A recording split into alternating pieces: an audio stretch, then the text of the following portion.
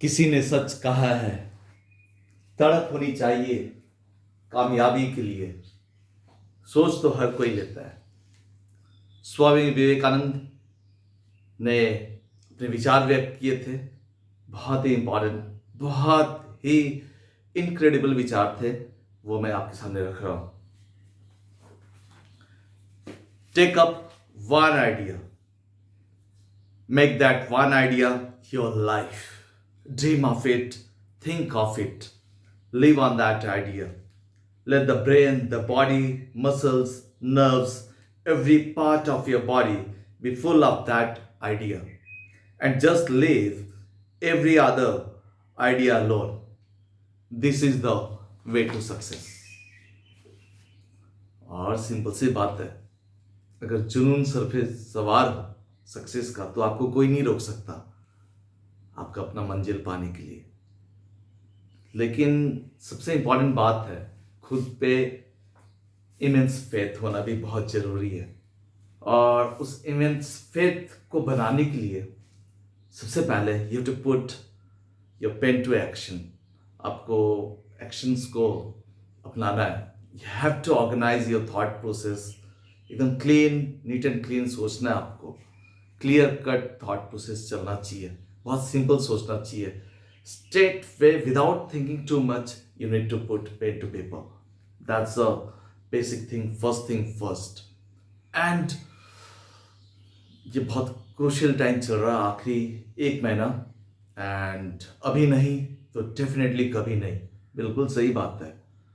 और no procrastination at any cost. It's very dangerous. Very dangerous. It's going to kill your time, your energy, your positivity. और ये lethargic जो behaviour है हमारी कभी कभी की, नहीं अभी नहीं, थोड़ा सा पेंडिंग रख लेते हैं, थोड़ा सा सुस्ता ले, आराम कर ले, और एम्पल टाइम है। नहीं, बिल्कुल नहीं।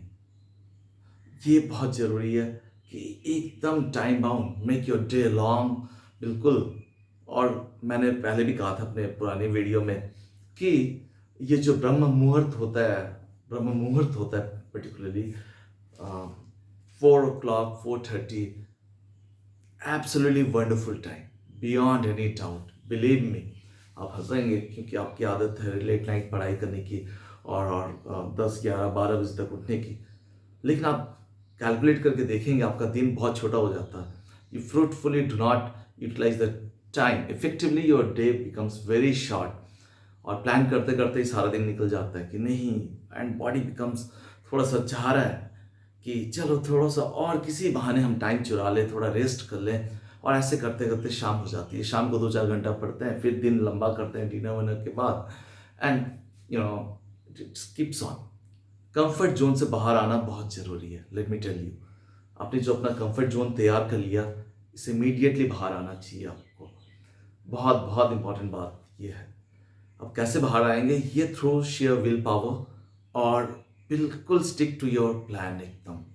आप अगर आपने सोच लिया कि 2-3 दिन हमें अर्ली मॉर्निंग का एक्सपेरिमेंट करना ही है, एंड बिलीव मी, उस टाइम जो टाइम होता है ये 3:30, 4 o'clock का, ऐसे भी हमारे हिंदू शास्त्र के हिसाब से इसे ब्रह्म मुहूर्त कहते हैं। And it's a divine moment उस टाइम पे होता है। The whole world is at complete peace, serene environment होता है। और सबसे अच्छी बात है कि उस टाइम प्योर ऑक्सीजन होता है। आपके लंग्स को एनाफ ऑक्सीजन मिलेगा आपके ब्रीदिंग प्रोसेस से, एंड ब्रेन को भी फ्रेश ऑक्सीजन पहुंचेगा, and which works wonder for your self. आप बिल्कुल जो भी आप सोचेंगे उस टाइम, जो भी आप पढ़ना चाहेंगे, आपका माइंड एब्सोल्युटली एब्जॉर्ब करेगा बियॉन्ड एनी डाउट। हाँ, लेकिन इस आदत को बनाने के लिए कुछ दिन आपको देने पड़ेंगे। कुछ दिन क्या, आपने सोच लिया तो सोच लिया, होना ही है। संभव असंभव कुछ भी नहीं होता है। और नेगेटिविटी एब्सोल्युटली एकदम दूर रहिए, कोसों दूर रहिए। कहीं भी, चाहे घर में हो, बाहर हो, ये जो नेगेटिव एनर्जी है इससे बिल्कुल दूर रहिए। जितना ज़्यादा पॉसिबल हो positive thoughts, positive actions, positive लोगों से जुड़िए जो आपको इंस्पायर करते हैं, जो आपको मोटिवेट करते हैं, और जो आपके साथ हैं। और बिल्कुल ignore, learn the art of ignorance. और नेगेटिविटी से कोसों दूर रहिए। उससे कुछ हासिल तो होता नहीं है, उल्टा अपना लॉस हो जाता है, यू लूज़ योर कॉन्फिडेंस। अपने में इमेंस फेथ बनाए रखिए, बहुत इंपॉर्टेंट है। मैथ्स, स्पेशली ये जो सब्जेक्ट है मैथ्स, ये एग्ज़ाम से 2-4 दिन पहले की तैयारी करेंगे तो नहीं, संभव नहीं है। आपको अभी रिलैक्स वे में प्रैक्टिस करना चाहिए बहुत ज़्यादा। तब तक प्रैक्टिस करो जब तक पर्टिकुलर कोई चैप्टर एक्सरसाइजेस आपको कंसेप्ट सारे क्लियर ना हो। Go through the sample papers, market में इजीली अवेलेबल है, आपको 10-12 सबका सैम्पल पेपर मिल जाएगा। और stick to it, daily morning evening कम से कम एक सैम्पल पेपर का एक क्वेश्चन सेट आप बिल्कुल सॉल्व कीजिए। सॉल्व करने के बाद आप अपने आंसर्स एनालाइज कीजिए, आप अपना स्वॉट एनालिसिस कीजिए, स्ट्रेंथ, वीकनेस, अपॉर्चुनिटी, थ्रेट, जिसको स्वॉट कहते हैं। एंड आप अपने किस एरिया पे आप लैग कर रहे हैं उसको आइडेंटिफाई कीजिए, और उसके बाद उस पे आप पर्टिकुलर कंसेप्ट बिल्ड कीजिए अच्छी तरह से, स्ट्रॉन्ग थ्रू। अगेन आप टेक्स्ट बुक किसी भी टाइम पे आप बैक जा सकते हैं, कंसेप्ट क्लियर कीजिए then and there on the same day itself, without wasting time. कल के लिए तो कुछ भी मत छोड़ना, बिल्कुल बिल्कुल कल के लिए आप छोड़े तो आप फिर खतरे की घंटी बच जाएगी। और हर एक पल आप मोटिवेटेड रहिए, self motivated. Talk to yourself, खुद से बात करना बहुत ज़रूरी है। हम सबसे बात करते हैं लेकिन खुद से बात नहीं करते हैं, एंड ये बहुत इंपॉर्टेंट बात है। और बात भी बिल्कुल पॉजिटिव कीजिएगा, आप जैसा सोचोगे वैसा बन जाओगे, ये फैक्ट है। और बाकी सब्जेक्ट्स की तैयारी भी, जैसे फॉर एग्जांपल फिजिक्स, न्यूमेरिकल्स पे जोर दीजिए, थ्योरी पार्ट पहले क्लियर कीजिए, जितने फार्मूलाज है जॉट इट डाउन, चार्ट में लिखिए। सेम विथ मैथ्स, आप अगर अभी तक अपने घर पे जहाँ पे स्टडी टेबल है या जो ड्राइंग स्पेस है जहाँ पे स्टडी करते हैं आप, वहाँ पर सारे फार्मूलाज आपके फिंगर टिप्स पे होने चाहिए, चार्ट्स पे लिख के कलर जल्दी से लगाइए, एंड रोज go through those things. Even in bio also, lot of the diagrams are there. Keep on practicing lot of the diagram. Identification एक बहुत important, कोई भी एक सिस्टम होगा, नर्वस सिस्टम हो सकता है, डाइजेस्टिव सिस्टम, या फिर आपका फ्लावर्स के डिफरेंट पार्ट्स, व्हाटएवर, जितने भी आइडेंटिफिकेशन है, लेवलिंग है, वो आप बहुत अच्छी तरह से कीजिएगा। अलॉन्ग विथ अदर्स तो आप पढ़ेंगे ही पढ़ेंगे। MCQs एक ऐसा एरिया है जिसे हम पढ़ते समय बहुत ज़्यादा तवज्जो नहीं देते हैं, लेकिन ये इतना, इसकी प्रैक्टिस भी जोरदार होनी चाहिए। आप जितने भी सैम्पल पेपर्स है उसमें से MCQs उठाइए, उसके आप खुद प्रैक्टिस कीजिए, क्योंकि it fetches huge marks in no time. वो जो टाइम आप MCQ करने में बिताएंगे और क्विकली अगर कर लेते हैं, it will be blessing in disguise साबित होगा। वो जो टाइम जो बचेगा आपका MCQ करते समय तेज तरार तरीके से और परफेक्ट कीजिएगा 100%, तो फुल ऑन स्कोरिंग है। और जो एम्पल टाइम बचेगा आपकी, अगर प्रैक्टिस अच्छी है, वो टाइम आप जो लॉन्ग क्वेश्चन आंसर 3 मार्क्स के, 4 मार्क्स के या फिर 5 मार्क्स के क्वेश्चन में आप वो टाइम यूटिलाइज कर सकते हैं इफेक्टिवली, जुडिशियसली। उनको थोड़ा सा थॉट प्रोसेस बढ़ा के प्लान इट आउट। एंड मैं बार बार एक चीज़ एम्फोसिस दूंगा, राइटिंग पे ज़्यादा जोर दीजिए।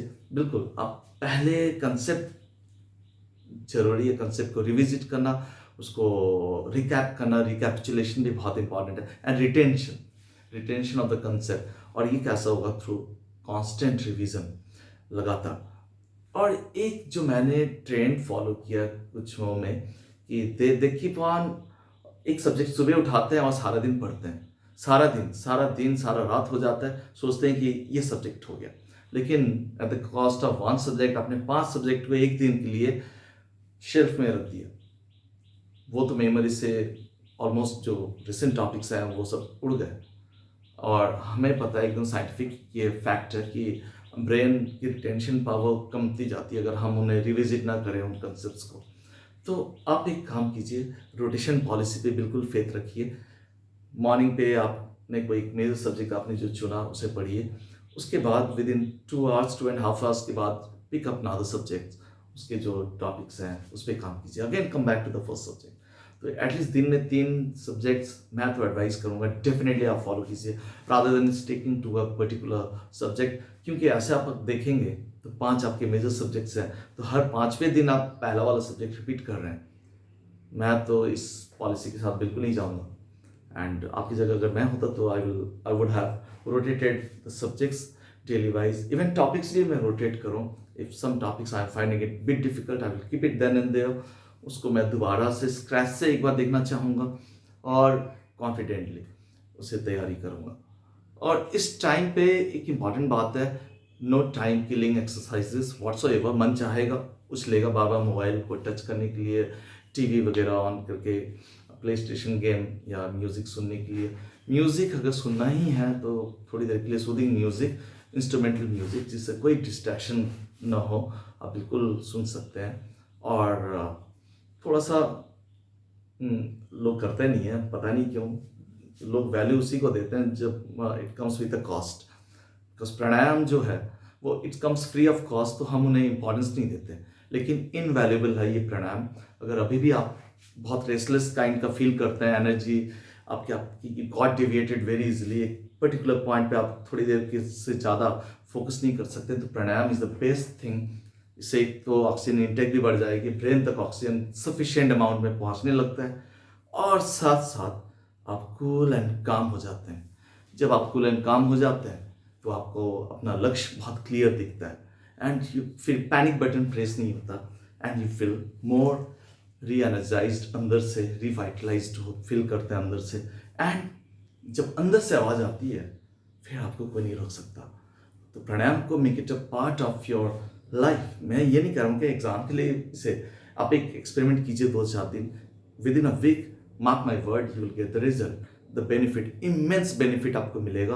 आपको याद करने में भी जो चीज़ अभी आपको टाइम लग रहा है, it's not going to kill time of yours to remember lot of things. And आपको रीऑर्गेनाइज, आपको माइंड को एकदम एक सेरेन कंडीशन में लेके चला जाता है। तैयारी करते रहिए जोरदार, और have faith in yourself. And जैसे स्वामी विवेकानंद ने कहा था कि take a one idea at a time and stick to it on that idea. And बिल्कुल और इमेंस फेथ से भर दीजिए उस आइडिया को, and definitely followed by power pack action.